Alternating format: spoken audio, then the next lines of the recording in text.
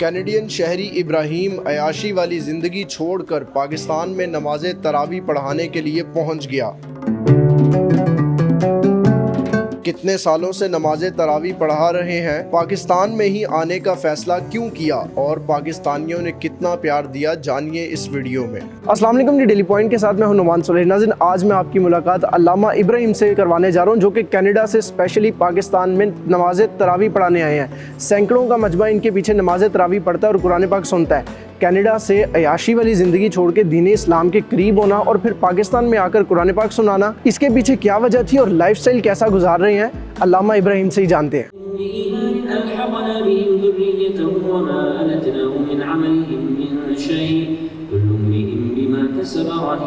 ابھی آپ کے پیچھے ماشاءاللہ قرآن پاک سننے کا موقع ملا، کیا جذبات ہوتے ہیں کہ آپ کے پیچھے ایک سینکڑوں کا مجمع تراویح سن رہا ہوتا ہے، قرآن پاک سن رہا ہوتا ہے، کیا فیلنگ کیا ہوتی ہے اس ٹائم پہ؟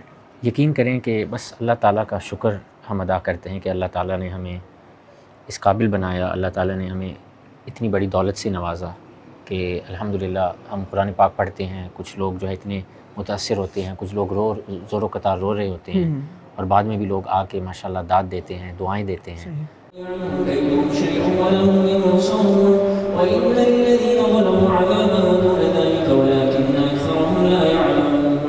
ابراہیم بھائی، کتنی ایج ہے اور کتنے سالوں سے تراویح پڑھا رہے ہیں؟ ویسے تو یہ ایج جو کہتے ہیں کہ کسی کی نہیں پوچھنی چاہیے، لیکن الحمدللہ میری ایج جو ہے وہ 33 سال ہے، 33، اور الحمدللہ 17 مسلح، الحمدللہ یہ میرا 17واں۔ میں چاہوں گا آپ ایک ایک ملک اگر بتا سکیں کہ کون سے ایسے خاص ممالک ہیں جن کے اندر آپ نے تراویح پڑھائی ہے اور قرآن پاک لوگوں کو سنایا ہے۔ ایک مرتبہ ہم گئے تھے کانگو میں۔ کانگو بہت ہی ایک غریب جگہ ہے، ایک غریب کنٹری ہے افریقہ میں، اور وہاں جب ہم گئے تو اتنی جو غربت دیکھی، اور لیکن جن کے ہم مہمان تھے وہ ماشاءاللہ بہت ہی رئیس آدمی تھے، اور ان کے گھر ہم رہے اور وہاں کے لوگوں کو ہم ملے، اور اس کے بعد پھر جو ہے کینیڈا اور یورپ اور کیریبین میں جانا ہوا الحمدللہ۔ السلام علیکم ورحمۃ اللہ۔ کبھی قرآن پاک کی آواز سن کے یا متاثر ہو کے لوگوں نے اسلام کی طرف راغب ہوئے ہوں، کوئی ایسا واقعہ یاد ہو؟ بالکل، الحمدللہ جو ہے کافی لوگ جو ہے وہ ماشاءاللہ اسلام کے قریب آتے ہیں قرآن کریم کی برکت سے۔ پوری دنیا میں یہ بات جو ہے ثابت ہے، اور کتنے لوگ مسلمان ہوئے قرآن پاک سن کے۔ اور یہ قرآن پاک کی کرامت ہے کہ اللہ تعالیٰ نے اس کلام کے اندر وہ تاثیر رکھی ہے، وہ درد رکھا ہے، وہ ہدایت رکھی ہے، جس کے ذریعے سے نہ صرف مسلمان بلکہ ہر قسم کے لوگ جو ہے وہ فیض حاصل کرتے ہیں، اس کی برکتیں حاصل کرتے ہیں۔ پاکستان سے حفظ کیا؟ نہیں، میں نے برطانیہ میں حفظ کیا۔ اچھا، جی انگلینڈ میں۔ برطانیہ میں یہ فیسلٹی اویلیبل ہے؟ میں ساتھیوں سے عرض کر رہا تھا کچھ ایام پہلے کہ میں نے تراویح وہاں ایسی مساجد میں بھی سنائی ہے، قرآن پاک میں نے سنایا پڑھائی ہے کہ جہاں پہلی صف میں تقریباً 50 یا 60 حفاظ موجود ہوتے ہیں۔ اچھا۔ جہاں میں رہتا ہوں انگلینڈ میں، بلیک برن شہر کا نام ہے، وہاں ایک سٹریٹ کے اندر ہر دوسرے گھر کے اندر ایک حافظ ہوگا۔ اچھا۔ تو ماشاءاللہ بہت برکت ہے۔ اسی طرح کینیڈا میں بھی بہت ماشاءاللہ کام ہو رہا ہے۔ میرے خود شاگرد جو ہیں وہ انگلینڈ میں بھی سنا رہے ہیں قرآن پاک، کینیڈا میں بھی سنا رہے ہیں۔ ابراہیم بھائی، جب بھی برطانیہ کا نام سنتے ہیں نا، کینیڈا کا، لنڈن کا، بڑا ایک عیاش ملک، ہمیں جو لوگ نہیں گئے وہاں پہ رہنے والے عیاش پرست لوگ ہوتے ہیں، عیاشی کرنے والے، ان کا دین اور اسلام سے ہمیں نارملی کوئی تعلق نظر نہیں آتا۔ ان کی ڈریسنگ سینس، ان کے جو رہن سہن کا طریقہ کار ہے، آپ میں مجھے وہ چیز نظر نہیں ہے۔ جبکہ ناظرین، میں آپ کو یہ چیز بھی بتاتا چلوں کہ ابراہیم بھائی کی جو لائف کا ایک بڑا حصہ ہے، بچپن سے لے کے ان کی پیدائش بھی یورپ کی ہے، اور وہی کنٹری یو کے، انگلینڈ، لندن، کینیڈا، ان ممالک میں رہنے کے باوجود دین سے اتنا لگاؤ، اس کی کیا خاص وجہ ہے اور کس طرح مینیج کرتے ہیں اس کلچر کو؟ دراصل آپ نے بہت اچھا سوال کیا۔ میں جب چھوٹا تھا، 2-3 سال میری عمر تھی، میرے والد صاحب مجھے ذکر کی محافل میں لے جایا کرتے تھے۔ مجھے وہ وقت یاد آتے ہیں کہ میں ان کی گود میں سو رہا ہوتا تھا اور پیچھے کوئی صلاۃ و سلام چل رہا ہے، حضور صلی اللہ علیہ وسلم کی نعتیں چل رہی ہیں، کوئی ذکر ہو رہا ہے، تو صحبت کا اثر ہوتا ہے۔ عربی میں کہاوت ہے کہ جو جس کے ساتھ بیٹھتا ہے اس کے تاثرات ان کو ہوتے ہیں، ان لوگوں سے بندہ جو ہے مانوس ہوتا ہے۔ تو والد صاحب کی صحبت رہی الحمدللہ، اسی طرح نیک لوگوں کی صحبت رہی ہے، علماء کرام کی صحبت، قرائے کی صحبت. تو اس صحبت کے اثرات نے اللہ تعالیٰ کے فضل و کرم سے بچایا ہے.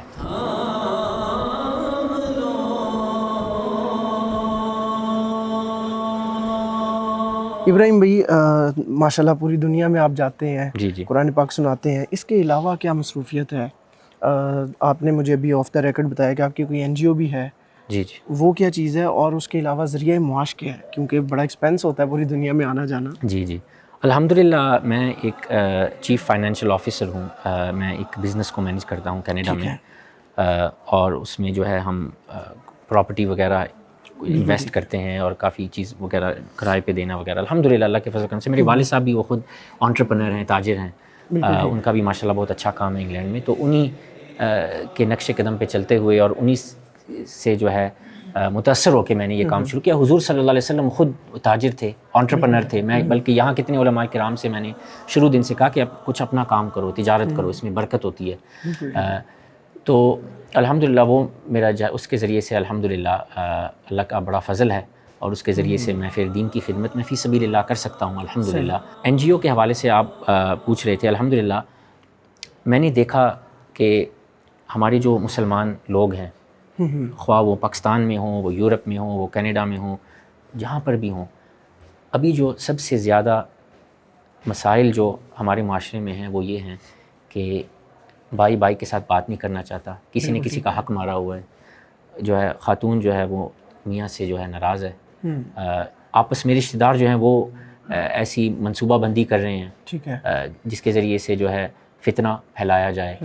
دو مسلمان بھائی یا بہنیں آپس میں کاروبار کر رہے ہیں اور اس میں لین دین کے مسائل ہیں، لوگ قرآن کے اوپر چل نہیں رہے ہیں، ٹھیک ہے نا. لوگوں کو لوگ پیسے ادھار لے کے دیتے ہی نہیں ہیں، دینے کا نام ہی نہیں ہے. تو اللہ تعالیٰ نے میرے ذہن کے اندر یہ بات ڈالی، اور اللہ کے رسول صلی اللہ علیہ وسلم کی حدیث ایک دن میں پڑھ رہا تھا، بخاری شریف کی حدیث صلح کے حوالے سے. تو اللہ تعالیٰ نے میرے ذہن میں یہ آئیڈیا دیا کہ صلح، تو میرے صلح کے اوپر کچھ کام ہونا چاہیے. خود بھی کچھ لوگوں کے ساتھ کچھ مسائل تھے، لوگوں نے میرے پیسے دینے تھے. ہم کچھ لوگوں کے پاس گئے، ان کے پاس ان کو پتہ ہی نہیں تھا کہ کیا کرنا ہے، کیونکہ اس کے لیے بھی ایک علم ہے نا، ایک لیگل سبجیکٹ ہے نا یہ، ٹھیک ہے، جو ہے ڈسپیوٹ کو ریزالو کرنا، کانفلکٹ کو مینیج کرنا، لوگوں کے درمیان صلح کرانا، یہ ایک باقاعدہ ایک فن ہے. تو اللہ تعالیٰ نے میرے ذہن میں یہ بات ڈالی کہ یہ علم سیکھو اور یہ کام کرو. تو پھر یہ ہم نے این جی او اسٹیبلش کیا، صلح سولوشنز، 2019 اپریل کے اندر. ابھی ہمارے 4 سال ہو گئے ہیں الحمدللہ. پوری دنیا کے اندر ہمارے نمائندگان موجود ہیں، ہم پوری دنیا کے مسلمانوں کی مدد کرتے ہیں. سب سے پہلا ہمارا جو ہے آن لائن ڈسپیوٹ ریزولوشن کا این جی او ہے پوری دنیا کا، سب سے پہلا الحمدللہ. صحیح. ابراہیم بھائی، جہاں پوری دنیا میں جاتے ہیں وہیں آپ نے پاکستان آ کر تراویح پڑھانے کا بھی فیصلہ کیا. سب سے پہلے تو بتائیے گا کہ یہ فیصلہ کیوں کیا، اور اس وقت ہم جو میرپور کے علاقے میں موجود ہیں، لاہور کے علاقہ، اسلام آباد کا علاقہ، یہ وہ علاقے ہیں جو بڑے پوش ایریاز ہیں، یہاں پر اگر آپ پڑھاتے تو آپ کا نام بھی زیادہ ہوتا. یہ میرپور کا علاقہ ہی کیوں چنا، اور یہاں پر آ کے یہ مسجد کی کیا خاصیت ہے کوئی جو آپ نے اسپیشلی اس علاقے کو چوز کیا، اس کی وجہ جاننا چاہوں گا. میں کچھ مہینے پہلے مدینہ پاک میں تھا، اور میں گنبد خضرا میرے سامنے میں وہاں بس چلتے چلتے میں نے ایک میاں صاحب کا شعر پڑھا، آل نبی اولاد علی دی، سیرت شکل و نا دی، نام لیاں لکھ پاپ نہ رہندے، محل اندر دی جان دی. صحیح. اور جب میں واپس آیا، ڈاکٹر صاحب کینیڈا میں موجود تھے. میں نے کہا ڈاکٹر صاحب، ان کو میں نے فون کیا، میں نے کہا ڈاکٹر صاحب میرا دل کر رہا ہے اس سال نا میں کھڑی شریف تراویاں پڑھانا چاہنا. صحیح. یہ اتنے خوش ہوئے، اور انہوں نے جناب دستی 1-2 فون مارے خطیب صاحب کو اور کافی اور لوگوں کو، اور جناب میں خود سرپرائز ہوا اور کافی حیرت زدہ کہ اتنی جلدی اور اتنے اخلاص کے ساتھ، محبت کے ساتھ ڈاکٹر صاحب نے یہ سارے انتظامات کیے. اور الحمدللہ میں یہاں پہ موجود ہوں. کس طرح کی طرزیں ہیں وہ بھی بتائیے گا جو آپ سیکھنا چاہ رہے ہیں اسپیشلی یہاں پہ آ کر. الحمدللہ آج اس دورے میں الحمدللہ ہم نے بحروی طرز تھوڑی سیکھی، کتابی طرز سیکھ رہے ہیں ڈاکٹر صاحب سے، چودھری سعید صاحب سے. اس کے علاوہ جو ہے یہاں آتے بھی کچھ لوگوں کی بھی مدد ہوئی ہے الحمدللہ. کچھ لوگوں کے درمیان صلح بھی ہم نے کی ہے. بہت شدید لڑائیاں ہو رہی تھی، قاری صاحب بھی جانتے ہیں، ڈاکٹر صاحب ان باتوں سے آگاہ ہیں. تو اللہ تعالیٰ کے فضل و کرم سے اس صلح کے اوپر اویئرنیس بھی ہو رہی ہے. ٹھیک ہے. میں میں نے الحمدللہ ایک کتاب تالیف کی ہے, وہ انشاءاللہ ربیع الاول شریف میں اس کو لانچ کیا جائے گا کینیڈا میں. تو انشاءاللہ وہ پہلی کتاب ہے جو 40 حدیثوں کا مجموعہ ہے. صحیح. پہلی دفعہ کسی نے 40 حدیثوں کا مجموعہ نہیں تالیف کیا ہے صلح کے اوپر. صحیح. تو یہ بھی الحمدللہ ایک تاریخی کام اللہ تعالیٰ نے. یعنی آپ کا مین فوکس جو ہے وہ صلح پر. جی جی.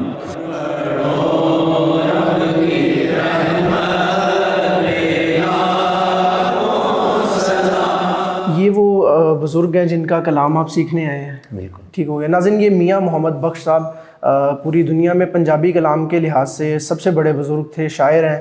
ان کے کلام ہم سب سنتے بھی ہیں, پڑھتے بھی ہیں. ان کے کلام بالخصوص سیکھ رہے ہیں ابراہیم بھائی یہاں پر کینیڈا سے آ کر. ابراہیم بھائی کن سے سیکھ رہے ہیں سر؟ آپ ہی سکھا رہے ہیں؟ جی الحمدللہ. کس طرح سے سکھا رہے ہیں؟ اگر آپ ناظرین کو پریکٹیکلی کر دکھا دیں تو کیا بات ہے. صدا بہار دئیس باغے کدی خزانہ وے ہومن فیض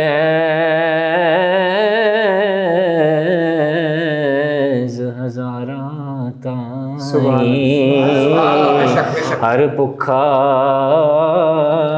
پھل کھاوے.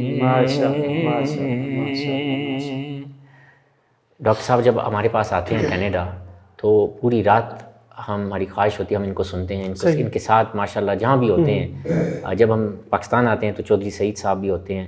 تو دراصل اچھا یہ جو کلام اس کی محبت جو مجھے یہاں کھینچ لائی, یہ صرف یہ نہیں ہے کہ ہم بس ترنم کی وجہ سے, اس کے اندر جو معانی ہے, اس کے اندر جو ہے اس کلام کے اندر کیا ہے, حکمت, معرفت, روحانیت, ہدایت, رحمت, محبت, یعنی اس کلام کے اندر سب کا مجموعہ ہے.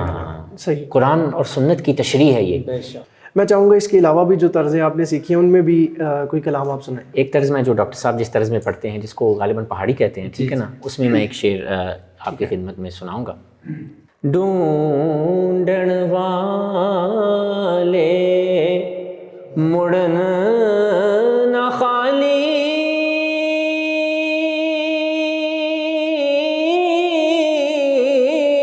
خود حضرت فرماوے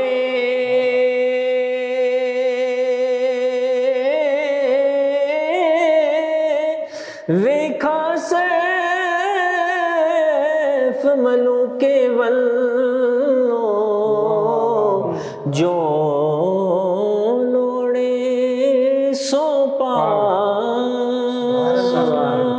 سبحان اللہ. اول حمد ثنا